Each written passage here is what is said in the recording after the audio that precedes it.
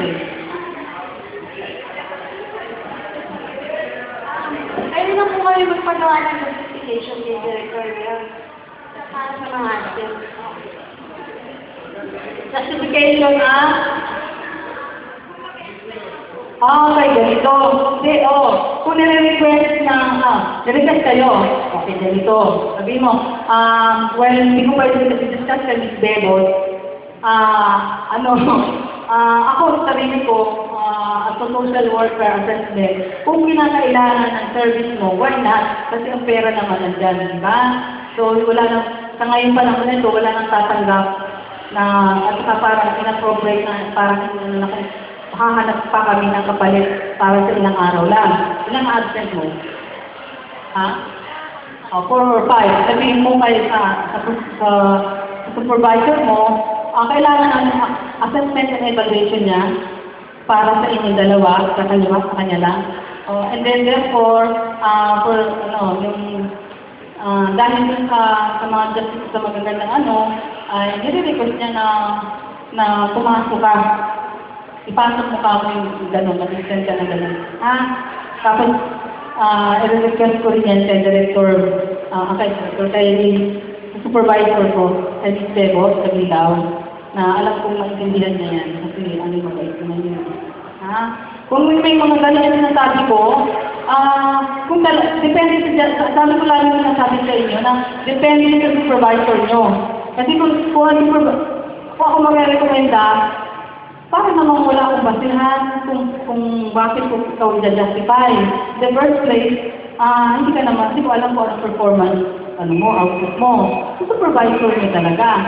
Ngayon, kung nirequest nila na mag-extend or gamitin yung in-absence nyo, that is the time na i-elevate namin kay Director Shalin. Kasi, yung pera naman nandyan.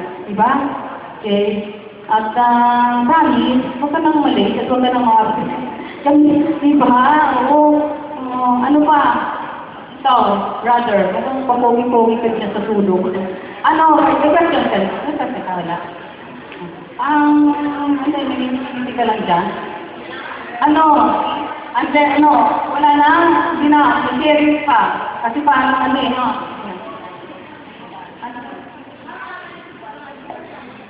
okay, ganito.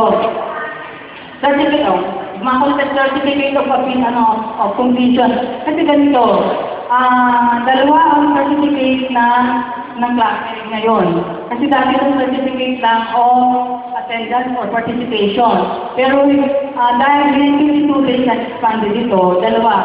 Certificate of participation and certificate of completion.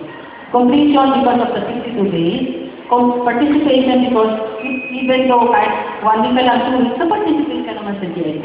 Pero ilalagay ko pa rin ilang days. Okay lang ba yun sa inyo? Okay. Fair lang yan, Kasi ang schedule naman sa nag-is ng 52 days. So, meron din dito, for information, si Jessica yata yun. Jessica kasi nag-aaral ng WOJP. So, she requested kung po pwede na gamitin or yung pinagtrabaho niya dito maging OJT. So, I requested her na humingi ng letter sa school niya na tungkol sa OJT. In-address niya sa personnel, kasi si personnel yun. So, nag-usap kami ng personnel, sabi niya, okay na, no? So, i-convert niya sa OJT yung kanyang Actually, 152 lang. 150 lang something yung kanyang output. Sobra-sobra pa yung kanyang So, graduate na kasi siya. So, ganun kaluwag kami. Pero kasi kapag babayad ka pa ng 500, ipa yung mahal naman magbabayad pa kayo, kaya nandito nagtatrabaho kayo, di ba? Kailangan yung pera. Yun lang. Yung ibang mga graduating or OJT, yun ang sample. Makagusto nyo yun. Kailangan din ng galing sa school, request. Baka, bigyan ba? Bigyan mo ko niyan, tag mo ko, nire-record mo mo aking sino ba?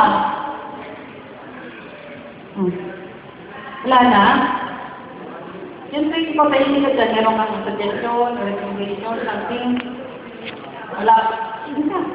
Oo. Kasi baka, alam niyo kung bakit nila